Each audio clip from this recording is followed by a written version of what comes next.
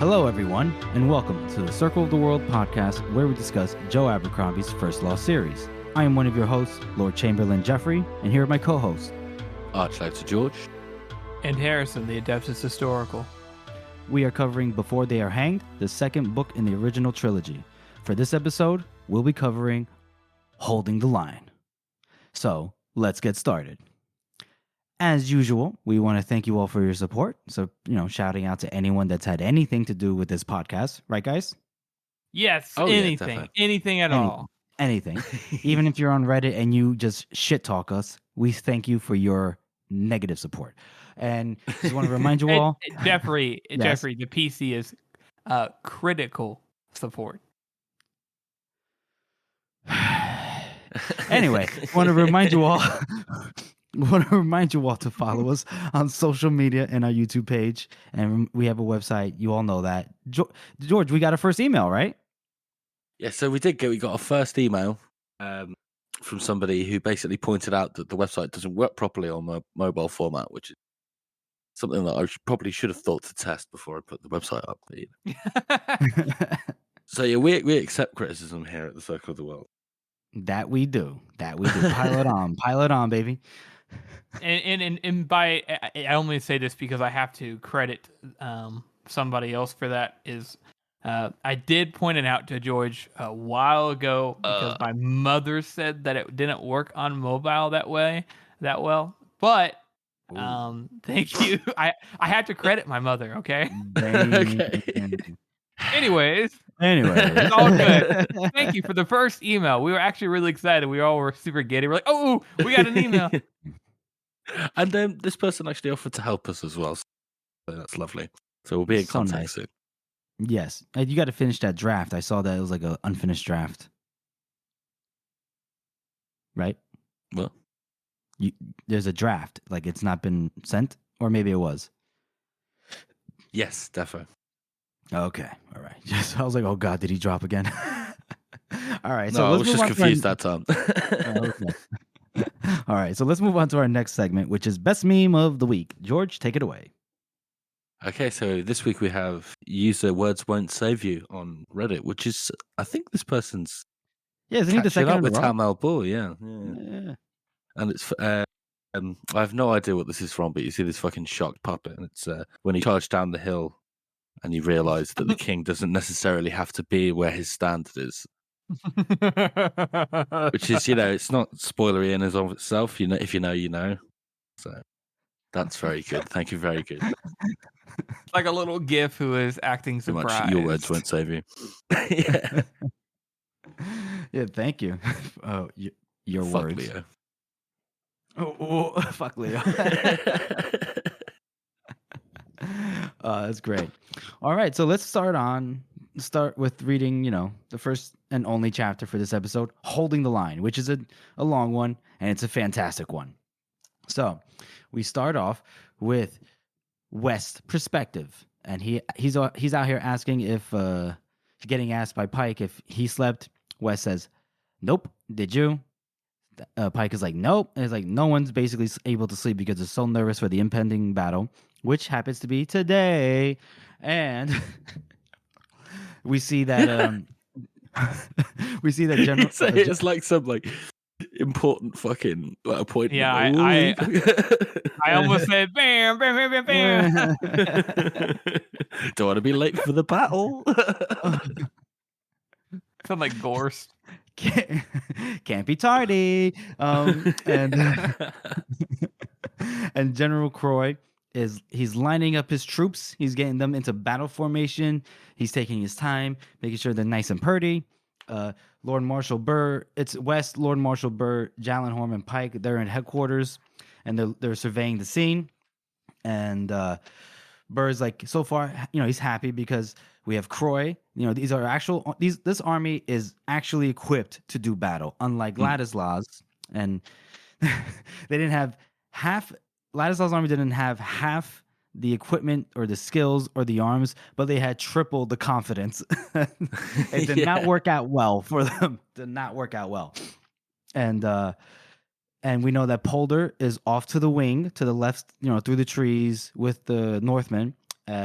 they're getting ready to take position and get ready to flank Bethod whenever the time calls for it. Finally, Croy's army is in perfect position. The bugle sounded for them to move forward towards Bethod's lines. Burr is out here like, oh, look, it's a nice spectacle. We have 15,000 fighting men and almost as many more up on the ridge because we're talking about the cavalry that was taken from Polder.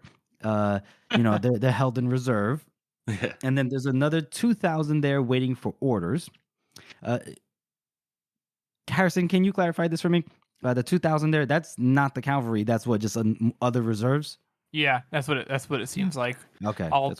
They're just hanging back, which they're chilling. You should always have reserves in a battle. Always.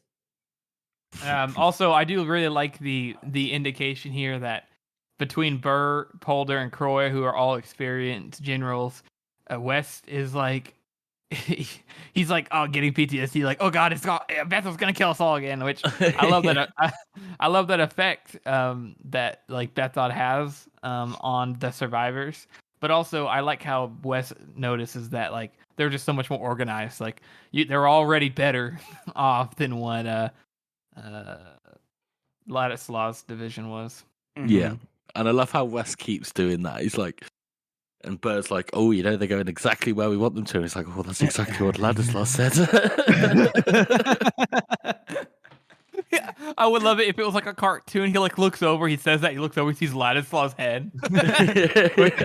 He's like, oh. He's just having Vietnam flashbacks, and the Guns N' Roses is playing in the background. Welcome to the jungle. He's like, oh no. He hears in the distance instead of like the my leg, he hears we shall drive them back over the border. Down to the last man. Why didn't they fight, Colonel? That cursed Lord Smund. Always preach caution, didn't I, Colonel West? It's like West. She bit me. You just hear it into the distance. You hear a fading capital. Capital. I'll fade it out.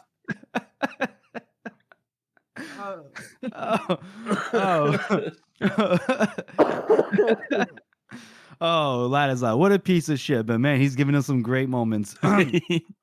Gone but not forgotten. Capital. We got to figure out a way to fit "You're My Man" in here somehow.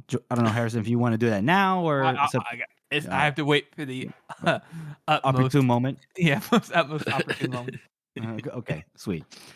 So, Lord Marshal Burr, as he's counting, well, he's not counting, but he's pretty much, paraphrasing, like, okay, how many men are in this battalion or this regiment or that group, and then the cooks and all that. What do they call the supply train? And he mentions some responsibility. You wouldn't want to be the one in charge of all that. It's like, hey, foreshadowing there. No, sir. Wes is like, nah, no way, man, not me. And then Jallenhorn's over here. Hey, that looks like Bethod's men. Yeah, and I love how he's like, wait a minute, and he shields his eyes. He's like, are those? And then Bird like doesn't even wait. He's like, give me an eyeglass, a telescope, or whatever the fuck you call it. It's a telescope, right? Eyeglass. Yeah, but in American terms, telescope, right? It's a periscope. Periscope. Kaleidoscope. It's a kaleidoscope. Kaleidoscope. It's a kaleidoscope. Wink, wink. You see what you want to see in this one. So that's the one that Ladislaw had. Yeah, that was actually the issue. It wasn't his generalship. He was looking through a kaleidoscope. He's like, Smund, hand me my eyeglass. Oh, look at all these colors. Capital. And they are Bethod's Northmen, and Jallenhorn is there to state the obvious, as always. Love it. And so the thralls are rushing out to meet Croy's army, but they still have there are also the Carls that are in the center, and these are the ones that do not play around. And Yeah, what to be clear, it's kind of like the battle array is that Croy has his king zone in the center, and then the levies on the wings, and then Bethod basically mirrored his position with his Carls in the center and his thralls on the wings. Yep. And Wes notes that there's no sign of any horse, any cavalry. He's like, "Oh no, they're somewhere. They're somewhere." So, and then this is where Lord Marshal Burr is like, the trap's set and ready. They're gonna fall right into it, eh? And then Wes is like, and Wes is like, "Oh boy, I don't know. And then Croy, their men move forward enough into position where they can let loose a volley. The thralls let loose a volley of their own, and then they start charging. They have that nice little battle cry, that eerie battle cry, and then they make contact. And then there's some wavering, there's some shifting, but they're holding firm actually. So they're not wavering, they're waving. But everyone's just silent, and they're just watching the action, and they're like, "Okay, all right, looks like they're holding. All right, we have the advantage in numbers, even without Polder. So he just, as long as he gets here, it should be okay." And then Wes is like, "Uh-oh." He's like, up there on that ridge, on that mountain. He's like, "Something's glinting. Oh, fuck. It's Bethod's horsemen. Their horses are right there." So they basically had the same idea. Bethod had the same idea as the Union, but just on the other side, on the other hill. Which I love because, as we'll see in a moment, Bethod's plan was the same as the Union's, but better. And Burr had already a good plan. So even matched and with the ground of basically the Union's choosing, the Bethod is still a formidable strategist. Absolutely. Definitely. Yeah. And so Burr wastes no time. He sends some goofball to go to Croy to tell him to get ready, that they're about to get flanked on the right, and don't let them pass. And they're like, "Okay, so we know Bethod's tricky, and this probably isn't the last trick. We can't allow this to fail." And Wes was like, "No, sir." But he was like, "Don't know what I could do about this, though." So then we cut over to the Dogman's perspective. Now we're back with the dozen, our favorite dozen, which is like what, 4, 5, 6 people? Not really a dozen. Well, it is now. It's like 40 of them now, isn't it? Yeah, you're right. Now it's like 40 plus or so.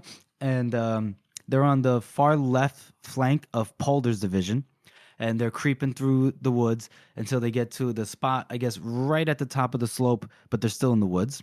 And then the whole thing is for them to just hold their positions until it's time to attack, or for Polder to at least attack and hit Bethod in the flank. And so they're waiting for the order from Burr. And so as they're chilling, they all decide, well, Dogman just breaks out a pan. He just got out of, he got from the Union, a nice pan, some eggs. I got me some eggs. Yeah. I feel like does Joe Abercrombie just fucking love eggs? I feel like he just fucking love eggs, man. Mm-hmm. Who doesn't? Yeah. I mean, it's true. It's a good point. It's true. He does love eggs. But actually, before Dogman breaks out the pan, right? 3 trees and Dogman surveyed the scene.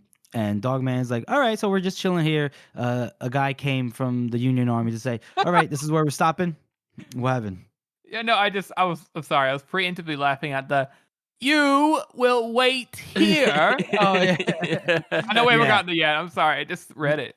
It's okay. So yeah, a guy comes up from Polder's army and goes to 3 trees and is like, what he tells him is that, "Oh, wait here.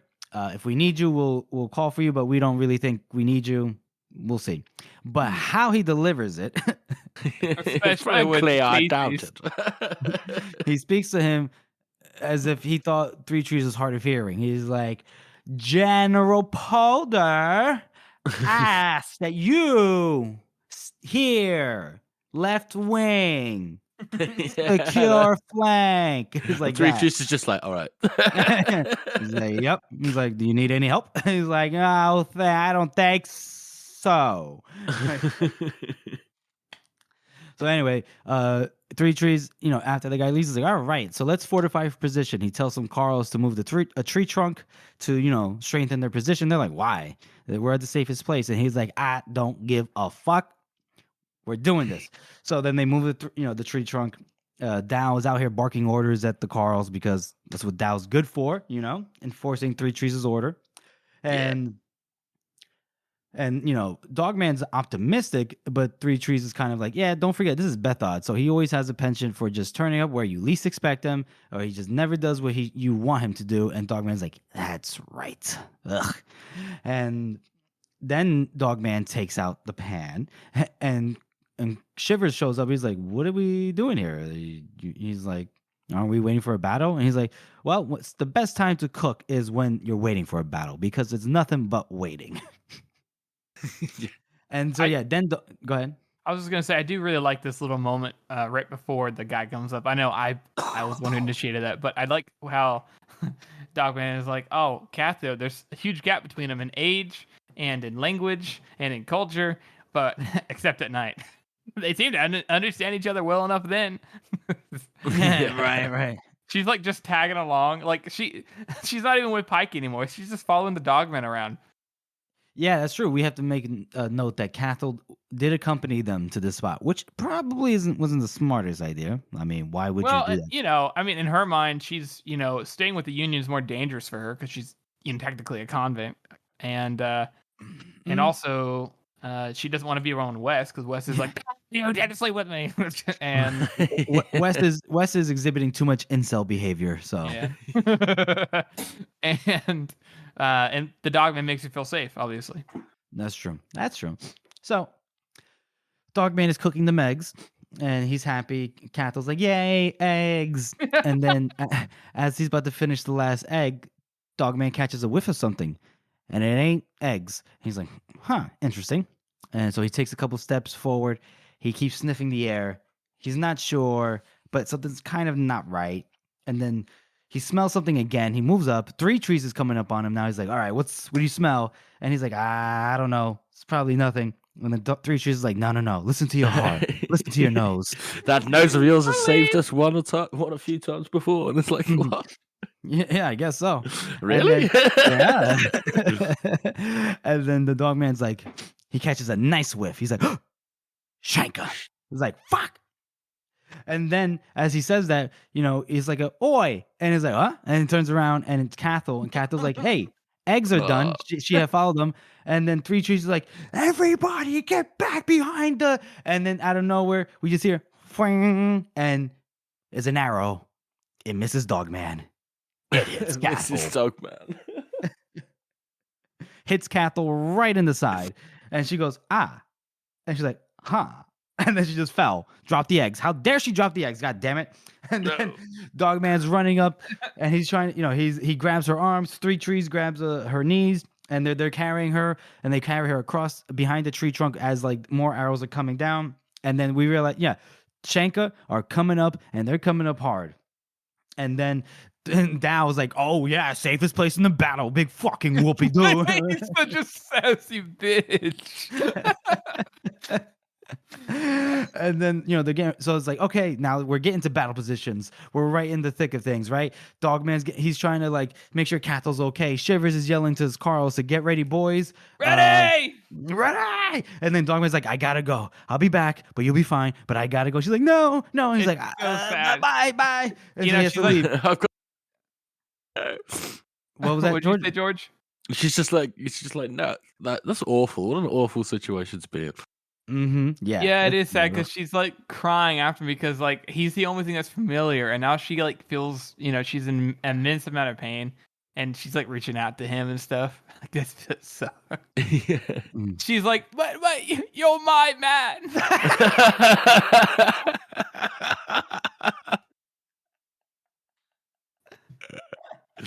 You fucking got it, bro. Oh, good one, Harrison. Good one. And I like how it was Cathal who, has a connection with Ladislaw. Love it. Oh my god. So there's fucking thousands of them coming out of the woods, and I just love how Grim just goes, maybe start shooting, yeah? right?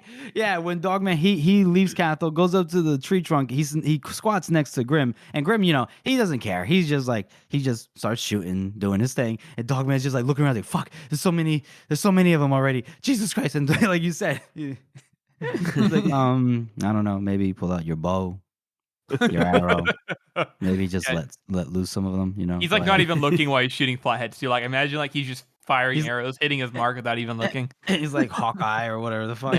Yeah. So they, Dogman starts firing, and then Three Trees is yelling at everyone to get ready because the Shanka are closing in. Some of them jump over the tree trunk. Dogman, stabs one, I believe. No, Three Trees does, and then Tol Duru just splits one like way open and just flings him like nothing. Three Trees takes off the arm of another Shanka. We have Dogman stabbing one in the face. It's crazy. It's chaos. It's mayhem.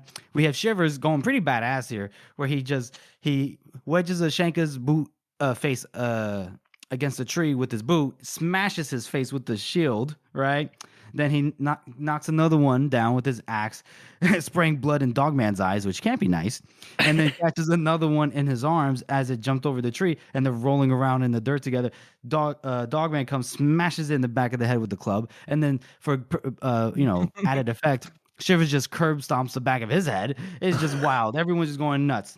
It's actually super cool. Like this whole like fight scene and like the little build up to it.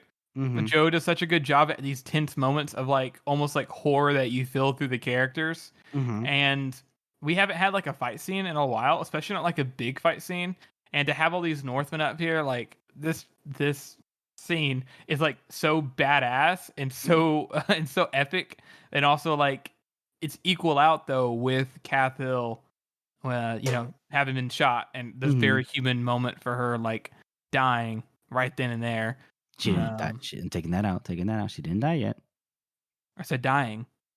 Well, we don't know she's dying. Being deaded. She's not killed. Being killed. Let me rephrase. Okay. And Cathal suffering from an arrow is it's tough. It has the same effect. It's tough. It's tough.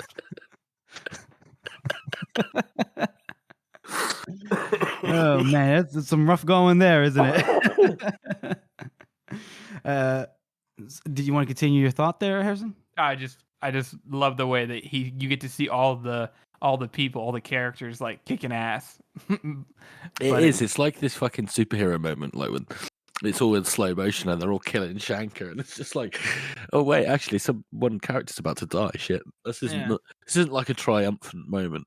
It's like that scene, like the way I always watch this is it's kind of reminds me of the Battle of the Bastards scene in Game of Thrones. And whenever he's like running through, that's a bunch of chaos, but like you're getting to watch some of the main characters do cool shit, so it's kind of awesome at the same time. So I don't know. The way he writes the scene just slaps. It fucking slaps, bro. That's right, Harrison. That's right. No cap, for real. No cap, for real. Hey, stop culturally appropriating my age group's language. That's true. That is Harrison's age group. Right yeah. Fucking Zoomers. So we go back to the Dogman. He's blinking, trying to wipe the blood out of his eyes. He sees Grim just basically nail a Shanka through his fucking face to a tree with the knife. That's amazing. And we have Tol just beating one to death with his fist. No issue. Dao saves Tol from a Shanka who jumped up in the air, and Dao just cuts his legs out from underneath him. We see a Shanka biting the neck of one Carl, and Dogman stabs him in the back with a spear. We have it's chaos, like you said, Harrison, just chaos. Like Dogman's kind of going from one spot to the other, and there's a Shanka here, a Shanka there, just a Shanka getting murdered or a Shanka trying to murder a Carl. It's nuts. And then Dogman turns around and sees a big fucking Shanka, and it's like it's a big one. And Dogman just is like screaming at it. He's like, "Come on!" And then before he has to do anything, Three Trees comes up behind it and just splits it open, which is like, yay. And then Dogman finishes it up with, knife to the face again. And now the Shanka, they're falling back. They're like, oh, fuck this. I love the way you narrate these battles. So much effort. You get so excited, any kind of sense like a fight. You start narrating so fast. It's great. Sorry. No. I love it. I'm being serious. Okay. It's great. Okay. Well, thank you. And the the Carls are shooting at them and stabbing them as they're running away. The last one is trying to scramble over, and of course it's Dow. Dow just like splits it as well as it tries to run away, because Dow doesn't let anybody escape justice. And the Carls are all happy. They're like, "Yay, we did it!" But Three Trees is like, "Shut the fuck up! We need to get ready. Get all the arrows, like the spare arrows. Get whatever you can. We can't waste them. They'll be back." And the Dogman's already trying to go back towards Cathal, where she's laying down, and the blood's spreading through her shirt. So Dogman cuts the shirt away and is looking at where the arrow had entered, and it's between two ribs on the right hand side, just under her tit. Joe's words, not mine.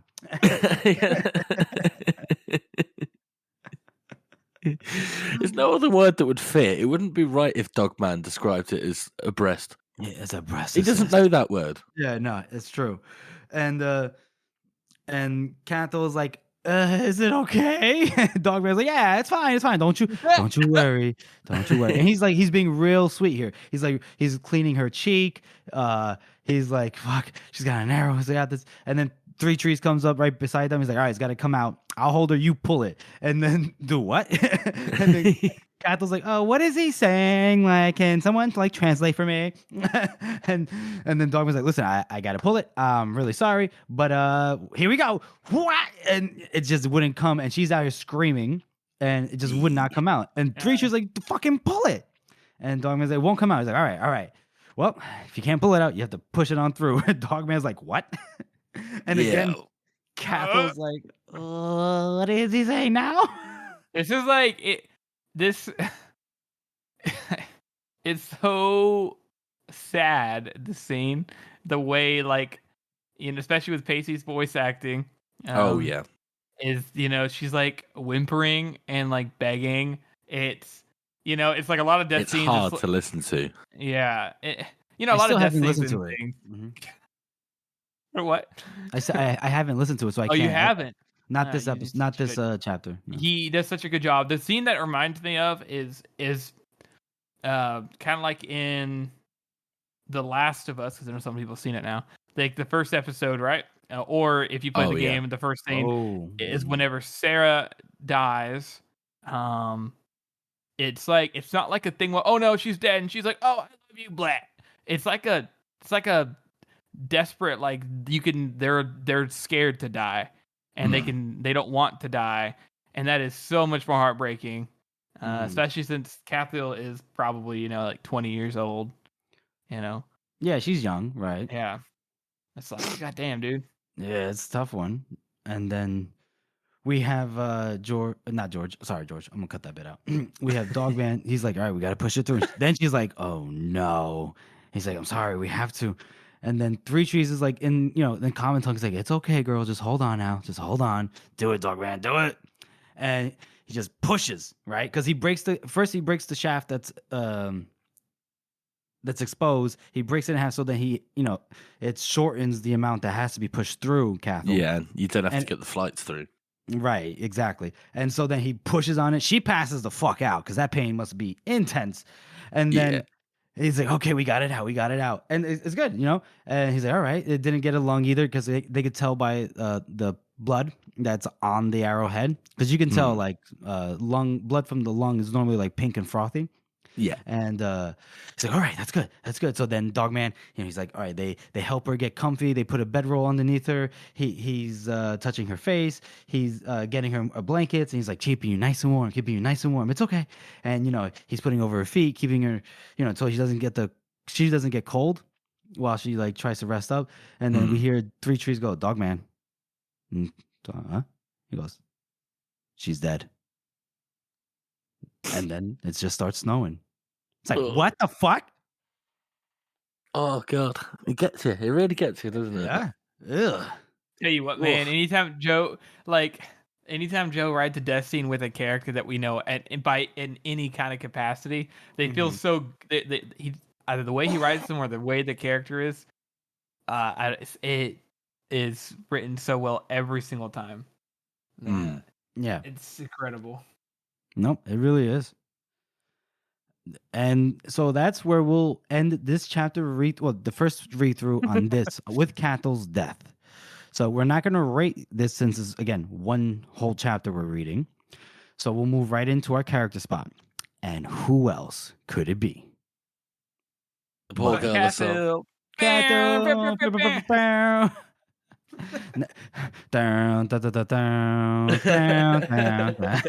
Oh, wrong franchise. Sorry, wrong franchise. So we talked about Cathel a bit before, and she's kind of like you're meant to think that she's like this character trope of, oh no, the young girl saved by the noble man, but really what it is Cathel's a human being who's had to survive a lot, who is probably, or maybe rightly, but definitely more than likely unjustly sent to England, and has had to been treated by men in terrible ways, and she made it through without losing her personality and herself, and she hung on to, and she was able to recognize good men and stick close to them.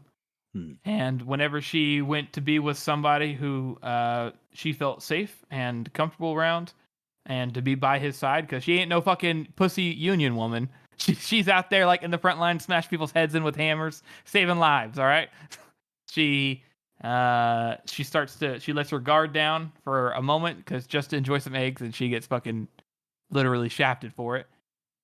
I mean, the eggs bit really, really gets you as well, because it's, I don't know about you guys, but there's always something about people just doing like everyday things, and then something horrible happens to them. It gets you a bit more, doesn't it? Yeah, I didn't think about that, but you're right. Yeah, especially since she just wanted some eggs. When was the last time she even had eggs? Think about that. Yeah, I know. Well, it wasn't that day.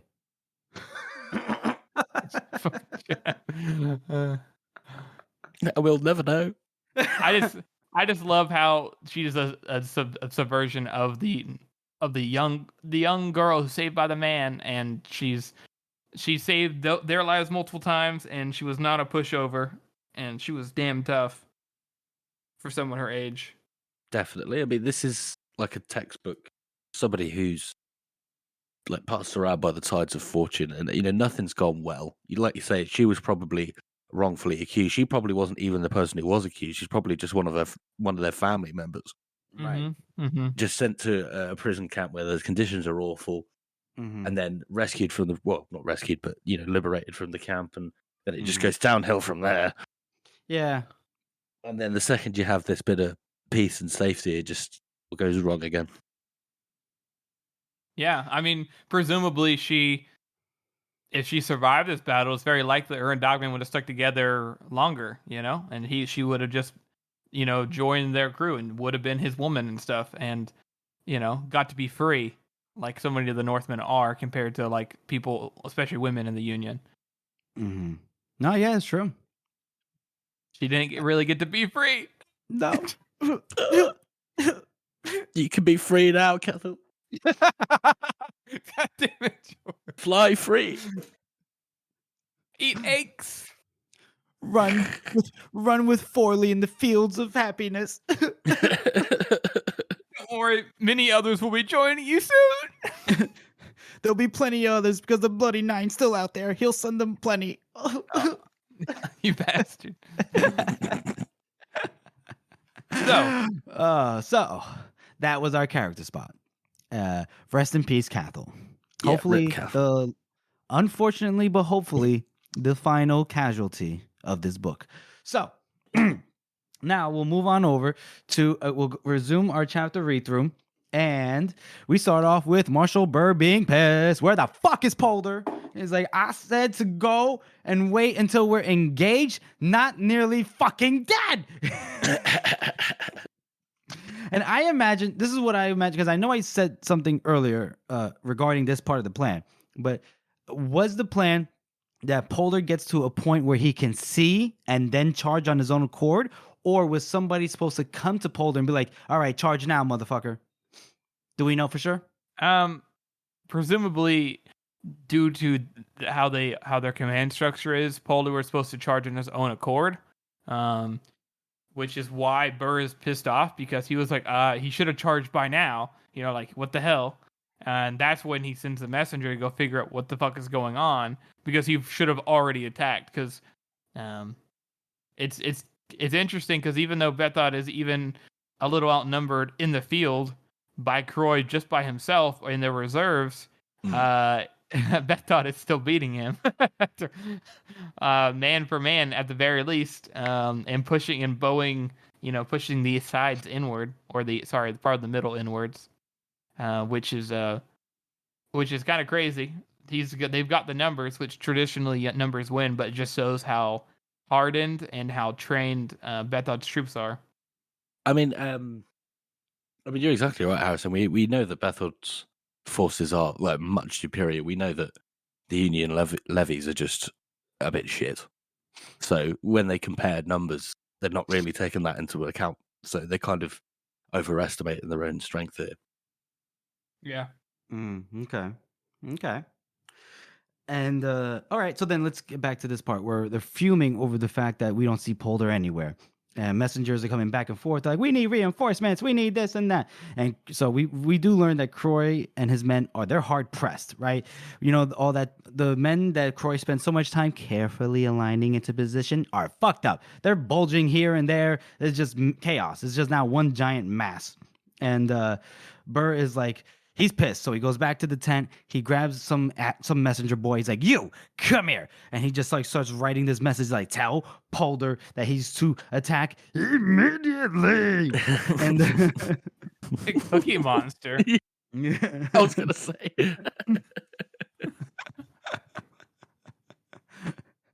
And then Burr is just like, "Oh fuck!" He's just, "Where the fuck, man? Is Polder?" Damn indigestion.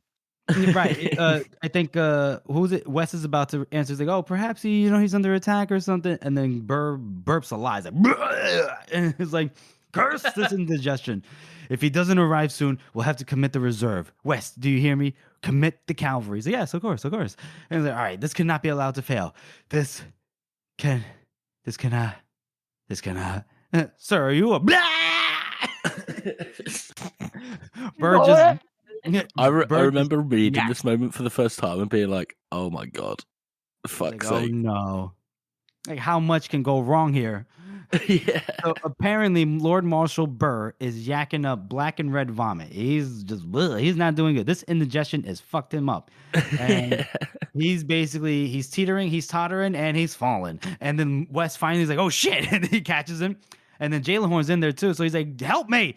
And so they carry him to the bed. And Wes unbuttons his collar, loosens his shirt so he's like, maybe he can breathe a little bit better.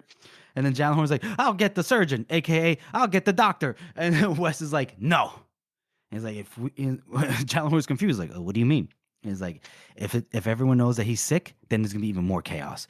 Croy and Polder are just going to do whatever the fuck they want. It's going to hit the fan. We're going to get our asses whipped. We can't let this happen. And then Jallenhorn, he's really not with it at first. He's like, "No, we have to," and he's like, "We must follow through with the plan, all right?" And then Jallenhorn's like, "All righty." He's like, "It's because it's how many men's, like thousands of men's lives depend on this." So, and then Jallenhorn's still kind of like fighting back. He's like, "I don't know if he meant it that way." And the West's like, "Listen here, you fucking cocksucker. You owe me, all right? Without me, you be with Vladislav's army, all right? So you understand me?" That is such special, especially since he told him that, like, when he first sent him off, he was like, "This isn't because of favoritism. This is because I know that you can do the job." Now he's like, "I saved your fucking life." Yeah, listen, sometimes you just gotta throw shit in people's faces. That's it.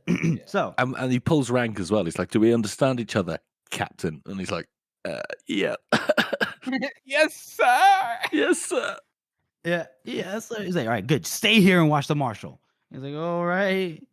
And then West leaves the tent and he finds Sergeant Pike. He's like, I need you to stand guard here. All right. Do not let anybody but me or Jallenhorn come in. Anyone. And then he goes, under any circumstances. And Pike is badass. He's like, I understand. He just chills. He's just standing right by the flap. He's like, let's see who wants to try me. Oh, Pike. He becomes better and better the more you read the series. He does. And so we have one messenger, like a horse comes out of nowhere, and it's a guy from Croy, from Polder's army. I'm sorry. And it's an urgent message for Lord Marshal Burr. And, Wes is like, oh, he's busy. You can deliver it to me. And he's like, I was explicitly told. He's like, me, motherfucker, to me. And he's like, all right. Our division is engaged, sir, in the woods. And they're confused. He's like, yeah, it's savage attacks. And we need permission to withdraw and regroup. We're out of position. And Wes is like, you thought, no, you're going to stay right there. You're going to fight and you're going to press on if possible. No one can withdraw under any circumstances. Every man must do his part. But, sir, I should go at once. I love how West, he takes charge here. And it's kind of badass. And also, I like how he reiterates Burr's moments. And the thing that's driving him is fear of what happened to Ladislav's army. That's actually his main driving factor. He sets it up super well. Mm-hmm. In like the build up to this event. Oh, 100%. And it's very similar of when Ladislas then eventually gives up and goes, well, what do you think we should do? The West is suddenly in charge, like against all of his better instincts. And he's like, I don't know what to do, guys, but let's see. But this time he actually does. He steps up and he gets to it. Yeah. Yeah. Also, I like how. Go ahead, Jeff. Sorry. No, I was gonna say, yeah, he knows what he's doing now. He's just so nervous about it potentially failing. I really like as well. You don't even think about, like, you get so used to Burr talking about his indigestion that you don't even think about it until you're completely like, oh wait a minute, was this something legitimate? I thought it was just a character quirk. I just thought he was gassy as fuck. Colonel West, have I ever told you that I'm lactose intolerant? But I love milk. I love cheese. I can't help it. Cheese. Fuck it. Fuck it, Marshal West. YOLO. West. YOLO, Marshal West. Colonel West. YOLO.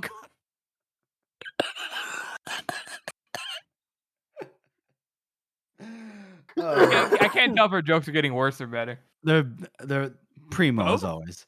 And so that messenger leaves, right? Goes back to Polder. As he leaves, we get another one, and it isn't just a regular messenger. It is Colonel Felnig, and that's Croy's chief of staff. This is not going to be so easy to do. And he's like, Colonel West, our division is fiercely engaged all across the line, and now cavalry has appeared on our right wing. A charge by cavalry against a regiment of levies? Without support, they won't hold long, and if they break, our flank will be up in the air. It could be the end. Where the hell is Polder? This guy is such a dickhead. I hate this motherfucker. And this is not the last time we see him. I don't care if it's a spoiler. This is not the last time we see this twit. Yeah, right. And then Wes is trying. He's like, General Polder has come under attack himself. However, I will commit the reserves immediately. And Felning's like, not good enough. I must speak to him. Lord Marshal Burr. He brushes past him and he goes towards the tent. And then Pike just kind of steps up in front of him. He's like, the Marshal is busy. He's like, whoa. He's like, okay, monster. Oh, busy. I see. Well, he's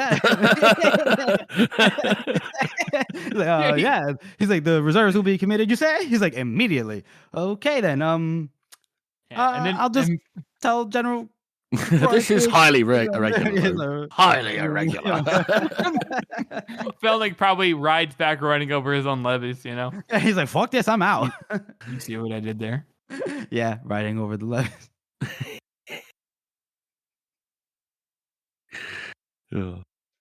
Anyways. God. Okay, yes. And so then West tells this other messenger that he, to send the reserve into action on the right wing. They must charge Bethod's cavalry and drive them off, and do it. And the guy's like, I should have written orders from the marshal. Get the fuck out of here, man. And then he's like, all right, yes, I go. I love it. He's like, get down there and do your duty, man. Oh, and now Wes is like looking around the scenery. He's like, oh boy, the men at the headquarters are kind of looking at Wes like, what's going on here? And he's like, no, yeah. And he's just no. like playing it as fucking simple as he can. He's just like nodding at them, like, yeah, no, everything's fine. Don't worry about it. Nope, we're good. He looks at Pike and he thinks Pike is grinning at him, and he's like, I cannot grin back. Oh, all right. And then there's a break, and we go back to the Dogman's perspective, right, fellas? We're back to our favorite Northman. Yay! Yay! So, the Dogman is back against the tree, and they're tired. They've been the Shank have come in waves now. How many times have they come in at this point? 3 times? Yeah, right? Yeah. 3 times? Yes, the Shank correct, come up. sir. And what was that? So that is correct, Jeffrey. And each wave, it took a lot more to fight off than the last. And they're like, Jesus Christ, how many more times are they going to come? And they're looking over the tree trunk, and they're wondering, like, why aren't the Shanka coming right away? They can see them lurking, but it's weird because Shanka don't normally lurk. They just go. They just charge. And, like, it's like, when the fuck did they learn to fight for Bethod? It's just too much changing. You know, and then Dow's like, when did anything change for the better? Which I love that pessimistic line. It's such a good one. Love it. And now Dogman smells something else. It's a damp smell. And he's looking, there's something pale in the trees over there. He's like, what is that? Is that mist? And I love how Dow was just like, ha, mist up here? This time of day? Wait a minute. Hold on, though. I was like, what? Hold on, though. Mm-hmm. And the mist is creeping up through the trees, like going towards them. And the Shanka are moving along with the mist. It's like, what the fuck? That was like, oh, I don't like this. This ain't natural. I was like, I fucking watched the History Channel. This isn't natural. They're not supposed to do that.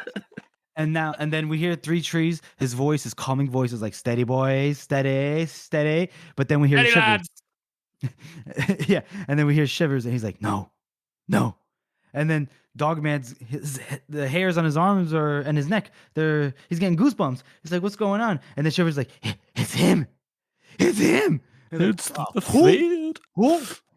And then they don't even name him yet. They just see a shadow, and it's too tall, it's too straight, and it's too tall and too straight for a Shanka. It's a giant man, big as tall. Wait, bigger even, a giant. And then Dogman has to rub his eyes, like, wait a minute, what the fuck? And he's looking at it, and it's just like, and as the giant got closer, the worse the fear that Dogman was feeling. And this is a nice little part where it's like Dogman says he's been all over the north, but he has never seen something so strange and unnatural as this giant. One half of him was covered in great plates of black armor, studded and bolted, all that jazz. The other half of him was mostly just bare-ass naked, except for the straps and belts that held the armor on. Yeah, was everything split in half? Yeah, basically, literally split in half. He had a mask on his face, a mask of scarred black iron, and his skin was painted with tiny blue letters. He's like, what the fuck? And then 3 trees is like, steady boys, steady. And then we have a car go, it's him. It's the fear. And it's like, now we know who they're talking about. And we met him, ladies and gentlemen. England!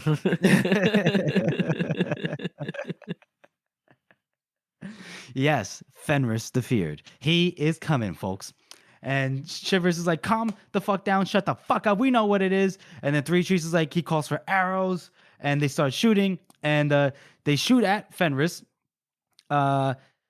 Dogman's arrow pings off the armor. Grim shot him right in the side, into his painted flesh, and Fenris didn't even really seem to clock it. Okay. And then more arrows from the Carls, and he's getting hit. You know, he's getting hit, but he doesn't give a shit. He's still just walking. It's like, okay. And even Grim's like, fuck. Yeah, I love that they have him, that he makes sure that he notes that Grim, who is like doesn't give a shit about anything and all calm and chill all the time, is like, oh god, we're fucked. And then And then one of the one of the Carls are freaking out. They're like, "It's a devil from hell!" And they're like, "Oh God!" And Three Trees is like, "Fuck this! All right, boys, on the count of 3, we're charging." And Dogman's like, "What?"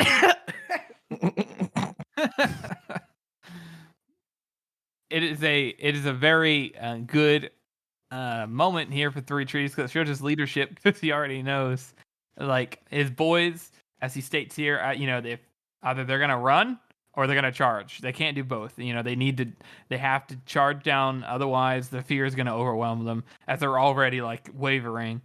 So he's like, we go on 3, and Shivers is like, on 3 or after 3.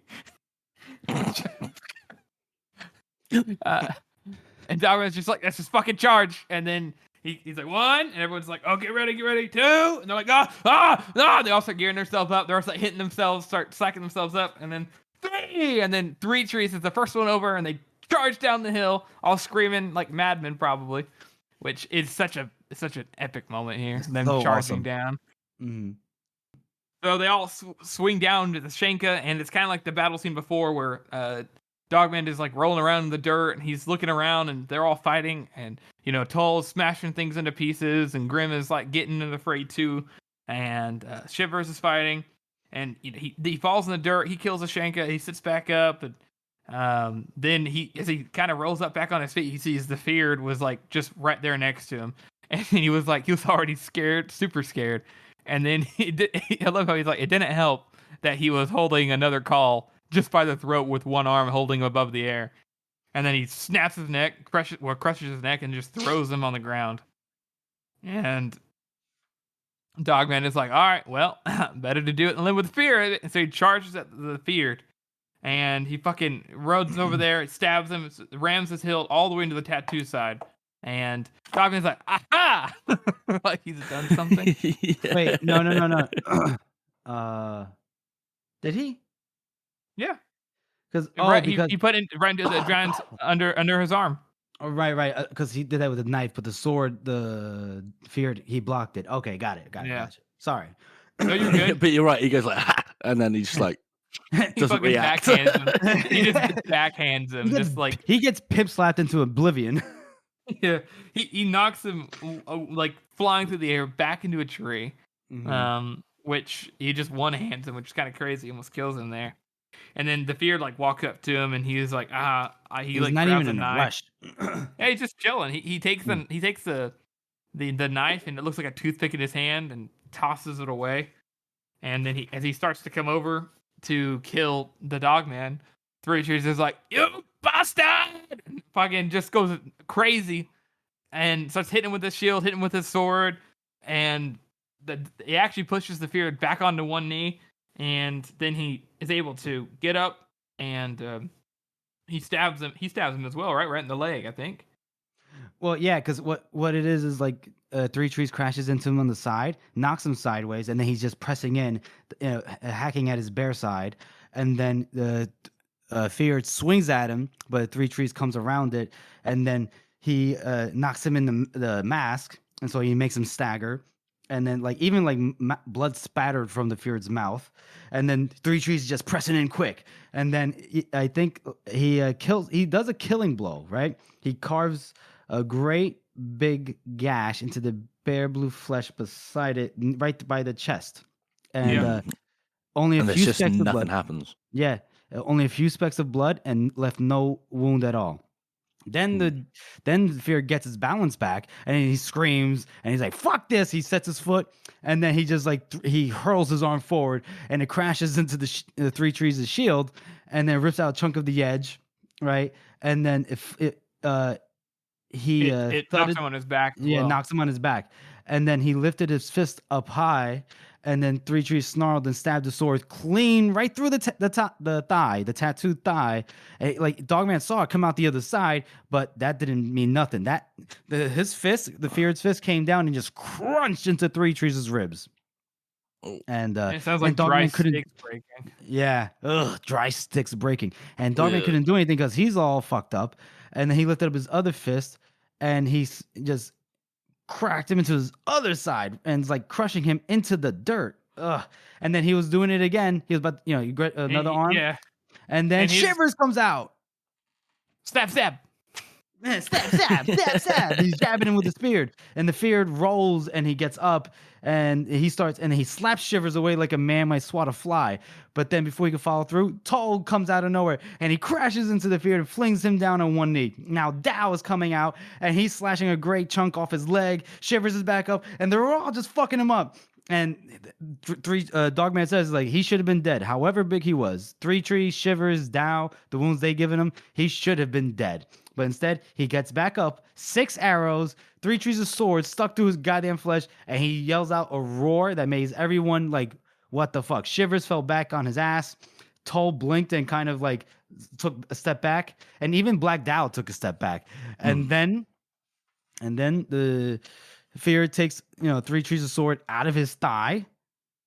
And then he just turns and runs away. I like how he just fucks off. He's just like, nah, I'm done now. Yeah, he just runs away, and the mist follows him along, and that's it. He's like teamwork. I hate teamwork. I have no friends. Yeah, and then Dow is actually screaming like, "Come on!" And he's like trying to chase him, and then Toll gets in his way. He's like, "No. We're not doing that now. We can kill that thing another day." And then Dow's like, "Out of my way, big lad!" Ah! And he's like, "No." And then Dogman, he's just rolling forward. He's with all his strength. He's just trying to roll towards 3 trees, and he makes it to him. And 3 trees is just bleeding from the mouth. And then he grabs Dogman, and he's like, "Listen to me, Dogman, listen." And then he's like, "What, Chief? What?" And then nothing. His eyes are open. Back to the mud. God damn it! We have lost Rudd 3 trees. No. Oh, God. And we're supposed to continue this chapter? What the fuck? Yeah, let's end it here. Excuse me. It's just so sad that he doesn't get to say. What do you think he was going to say? Dude, I don't know. I have to be honest. Judging by how everybody else treats him, he was probably going to say something like, you have to lead, or you have to, or he was either going to say you have to lead, or he was going to have to say something like, some kind of advice, like, you have to, you look out for your crew, or, put the boys first, or something like that, Yeah. I feel like separate the blacks and whites from the colors. Yeah, he fucking says, stop it, finish the eggs, they're still good. 3-second rule. He's probably like, steaks should be medium rare, never well done. He was like, hey, he leans up and he was like, was Capital a good fuck? It's fucking. It's like. That's it. We've ruined it. We've ruined the moment. Damn, George. Way to go. Let's kill us. Way to go. And the person that said back to the mud was Grim. Now, we cut back to West's perspective. Just dumping Whoa. death of 3 Character trees. spot. No, it's the end of the chapter. Oh, you want to put that at the end? Okay. Yeah, right? Sweet. Yeah, because remember, that's why it's so short, this part next going forward, I think. Yeah. All right. So now we cut to West's perspective. We end he just dumps 3 trees' death on us like a sack of shit, and now we got to deal with West's perspective. And he's nervous because he's watching General Croy and his staff riding up the road, and I'm assuming the battle at this point is done, right, guys? It seems that way, definitely. It seems like it's wrapping up at least. Yeah, and he's nervous because he's like, "Oh shit! Whatever borrowed time I had, it's almost done." And he wanted to like run. He's like, "Fuck this! Maybe I could run. Maybe I could run." And he wanted to like laugh and giggle. It's just weird, but I get that. It's like that real nervous feeling of like, "Oh, the jig is up, right?" And he's like, "It's game over, man. It's game over." It's like, okay, Bill Paxton. And now General Croy, he pulls up on his horse, and he climbs down, and he's like, he doesn't even say anything, and he just starts walking towards the tent. And Wes is like, "General Croy, well done. Your divisions fought with great tenacity." And he's like, "Of course they did." Colonel West. And he's like, might I? And then he's like, might I ask our situation? And then Croy's like, our situation? But our situation is that the Northmen are driven off, but not routed. We gave them a mauling in the end, but my units were fought out every man, too wary to pursue. The enemy have been able to withdraw across the fords, thanks to Polder's cowardice. I made to see him cashiered in disgrace. Never heard that before. I made to see him hanged for treason. He's pissed. He's like, where is Lord Marshal? I demand to see Lord Marshal. And then West is like, of course, if you could just give me. And then at that point, guess who comes up? Fucking General Polder. He comes up with a fucking cart, and now it's got like a little boo-boo. He's got boo-boo. Yeah, he's got a tiny scratch on his face. Yeah, he's got, like, his face is red and shit. And then Croy's like, Polder, you got some nerve. It's like the only nerve you've shown all damn day. And then Polder's like, how dare you? I demand an apology. Apologize? Me? You should be the one saying, sorry, sir. The plan was for you to come in from the left wing. We were hard pressed for more than 2 hours. And then one of Croy's homies was like, almost 3 hours, actually. 3 hours, damn it. If that is not cowardice, then I fumble for the definition. And then Polder loses his shit. He's like, cowardice? I had to lead a charge myself. Yeah, he's like, you will apologize to me immediately. We had a brutal sustained attack upon our flank. I had to charge. Yeah, he's like, I had to charge myself on foot. And he's like, an attack for what? Animals of the forest? Ah, exactly so. They bring it out, and it's like, what the fuck? What the fuck is that? And then they just like, they dump a Shanka, and everyone's just like, what? I love that. The description, it's just completely by itself. Plainly, it was not human. And Polder's like, there, now tell me my division didn't fight. There were hundreds of these things out there. Thousands, and they fight like mad things. My favorite part of this exchange is he's like, I demand, he throffed. I demand, he ranted. I demand, he shrieked. An apology. It's so ridiculous. My favorite part is like, he's just, Croy's confused and angry and like, and just frustrated, and he's just like, I demand to see Marshal Burr. And then Polder's like, as do I. And then West is like, the Lord Marshal is, he is. He's like, oh, that's it. And then we just hear, I am here.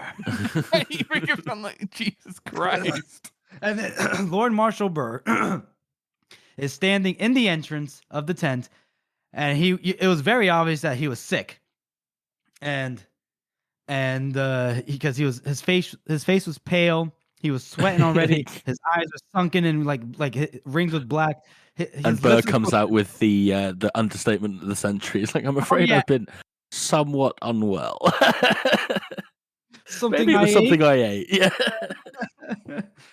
And then it's obvious that he's having trouble standing on his own 2 feet. Jallenhorn is like right next to him, like ready to catch him. But the generals are too like angry, like Croy and Polder, to like pay attention. They're like, Lord Marshal, I must protest about General Polder. And then Polder's like, I demand that Croy apologize. And then because Burr is up and he's up and everything, this allows West to kind of cut it. He's like, it would be traditional for us first to congratulate our commanding officer on his victory. And then it's like a clap, like a slow clap.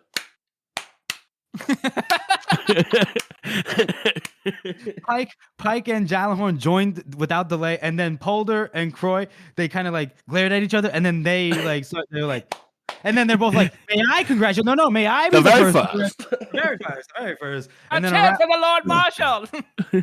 Woo! And then victory, and then Lord Marshal's like, I'm about to throw up again. Oh lordy. And then they start like, and then we can hear like West hears Polder and Croy bickering again. Like, we should move on Dunbrack. Foolishness. We need to surround the walls and prepare for a lengthy blah blah. Nah, my division could carry the place tomorrow. Blah blah blah. And then West is just like, oh my god. It all starts again. Stagecraft is my particular. He just sits down. in the snow, hugs his knees, the way he used to do when he was a child and his father was angry. And he looks down the valley and he sees that men are already starting to dig graves. And that, ladies and gentlemen, is when we come to the end of our chapter, Holding the Line. What a fucking chapter. What a chapter. I know what I'm rating this. Wait. What's up? Let's do the character spot first. No, we got to rate the chapter. Oh, okay. I know what I'm rating this. All right. Who wants to go first? I'll go first. No, George. Hey, I demand. Go, George. I demand. It might be prudent to let our arch lector go first and congratulate him. Yeah, 9 out of 9. Let's go. 9 out of 9. 100%. Babe. 9 out of fucking 9. Oh, there's just so many good bits. It's so Wait. You get the emotional gut punches. Let's see what Harrison excellent says. fight scenes. Let's see what Harrison gives this. Let's see. It might surprise you that I rate it 8 and a knuckle. You bitch. What a little bitch.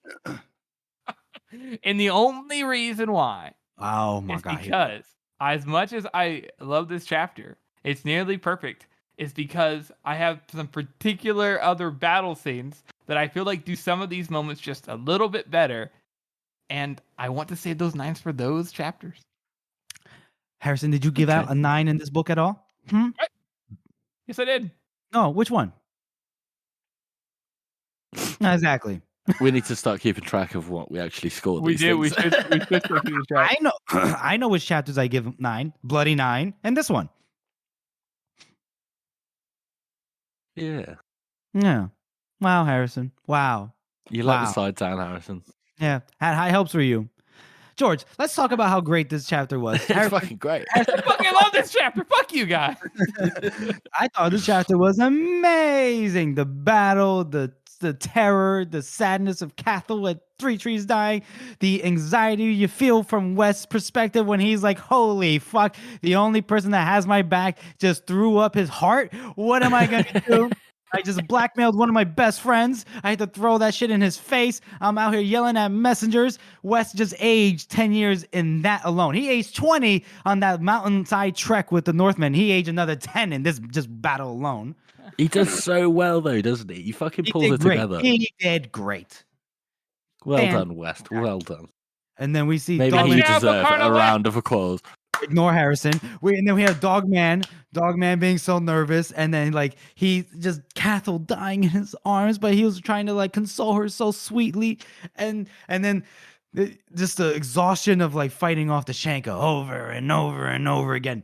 And then the appearance of the Feared, and the first actual appearance where we knew like some shit was actually gonna go down. Not where he's just in a room and he's just screaming England or whatever. He's actually gonna fuck some shit up. And we were like, oh, somebody's not making out of this alive. Turns out plenty of people, especially our boy Three Trees.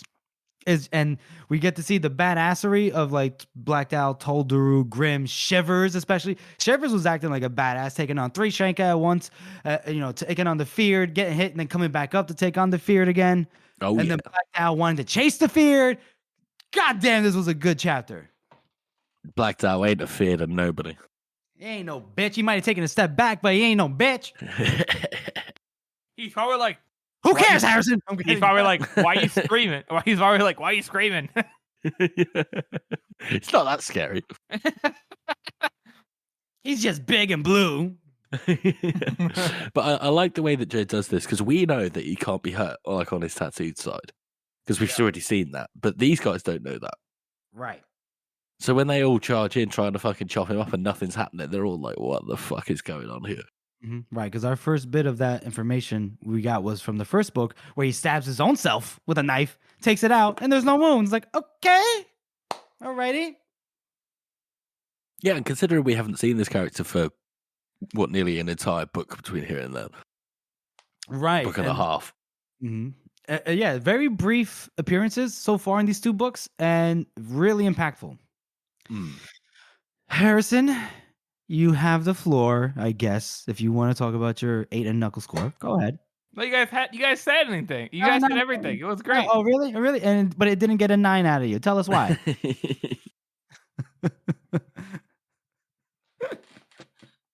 I have because to be antagonistic to you. I just have to be. Come on. because there are other fight scenes in other books that I just think are better.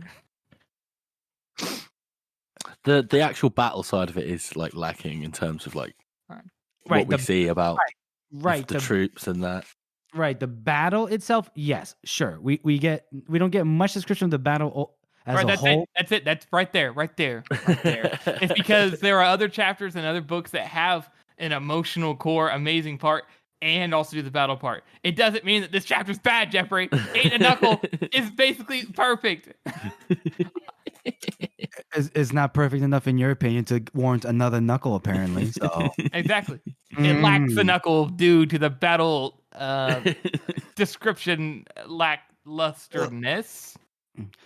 Oh my God. English Anyway. 101, man. English 101. I know you're from Coastal. Hey, bro, I was homeschooled. Come on, man. Take it easy. Who's your teacher? Oh, right, your mother. Give me her number. I'm gonna talk to her about what she. What the fuck was that? I'm sorry. Oh Lord. All right. Well, but is there anything that we didn't say, Harrison, that you want to kind of point out? No, I think you guys pointed everything. I do. The only note that I would have for me is it wasn't until this read through that I realized that on the second punch with the Feared's glove, like his metal side, his fist punching three trees, that it came back bloody, which it's a fist. Yeah, that's pretty horrific. Yeah. He fucking just caved his side in, basically. Like, that's goddamn. No wonder the old boy died, you know? Which leads us into our, like George said, our second character spot. Because we didn't do a character interaction segment, and there's two characters in here that both die and are both good characters and are both in the battle, and we can't leave either one of them out. So they said, "Fuck it, let's just do three trees as a second character spot." And what a man! What a fucking man! What a man! The Rock of Earthrith. Oh He fought against Bethod. He fought with Bethod. He fought with the Bloody Nine after he fought him in a duel. He was fucking. Go ahead. Hit me. A straight edge, as they say. Oh. Best man in the entire North. If you were to follow a man, it'd be Red Three Trees. Preach, brother. He should have been king. Red Three Trees, king of the North. Can you imagine? It's the good ending. Actually, we can imagine. We can, because we did a video. check out our YouTube page. Wink, wink. A shameless plug. Wink, wink. Yeah, no, dude. Oh man, Red Three Trees. When he died, I was like, oh. This is when I realized, like when Forley died, I was like, damn, that sucks. But I was like, but you know, as much as we love Forley, we love him now in hindsight. But when Three Trees died, I was like, oh no. Oh, Joe's he's doing the whole George Martin thing where we just kills off people we like. All right. And you especially feel it with Three Trees, you know, being the leader of the gang. Yeah. And he's like extremely moral, but you know, he's very tough. He's very like, you know, the typical Northern fucking strong dude, but he also has a heart, and he also very like sympathetic with people. So, you know. Yeah, he's like everything. And everybody says it too. He's everything that a Northman should be. He's strong and loving. He's a leader, but he's also takes the time for the little moments. He's endured a lot, but hasn't let that overtake him like so many other people have. I mean, fucking, it's basic. It's straight up said that basically his daughter was raped, and you know, his daughter was raped. There's no mention of his wife. There's no mention of a woman. And presumably, they're dead too. His family is his crew, and he does everything to protect them. But he also doesn't let fucking bullies like Bethod do what he wants. He's always stood up to bullies. He stood up to Bethod. He fought the Bloody Nine. He didn't lose any of himself for his entire life, basically. I mean, no. Yeah, even when he had to follow Bethod and the Bloody Nine, because, you know, by Northern tradition, you lose in a duel and he spares you, you fight for him now. Logan made him his second in command, right? and it lended an air of credibility and respect in addition to the complete fear of Logan's crew. But like once they're like, oh, Three Trees is Logan, okay, maybe there is a chance that with Three Trees, Logan could be tamped down, not controlled, but Three Trees lends that aura of respect, of like honor, credibility. and credibility. And he believes in doing things the right way. So even though he hates Bethod, he didn't like Logan in the beginning. Maybe came around to respect him, whatever. He was like, well, I lost, and so this is what I got to do. I'm gonna go through with it, but I'm not gonna cheat. I'm not gonna stab somebody in the back. This man was honorable through and through. Tried to spare his men where he can. And if had to put them in danger, try to put them in the best position possible to minimize as much casualties as you can. It's hard enough to find a man like Three Trees in our soft real life today. Yeah. And for there to be somebody like that in the conditions of those of the Northmen, savages. What a man. Admirable. Man. You think we sucked his dick enough?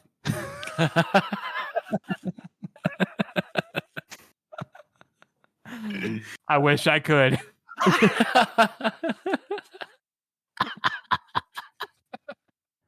That's our show, everyone. We want to thank you all for listening and supporting this podcast. As you all know, this is a passion project for the three of us, and your support really does mean a lot to us. Join us next time as we cover A Fitting Punishment, The Abode of Stones, and Back to the Mud. And make sure you follow us on social media. We're on Twitter, we're on Instagram, and we're on Reddit. And we have a website, circleoftheworld.com.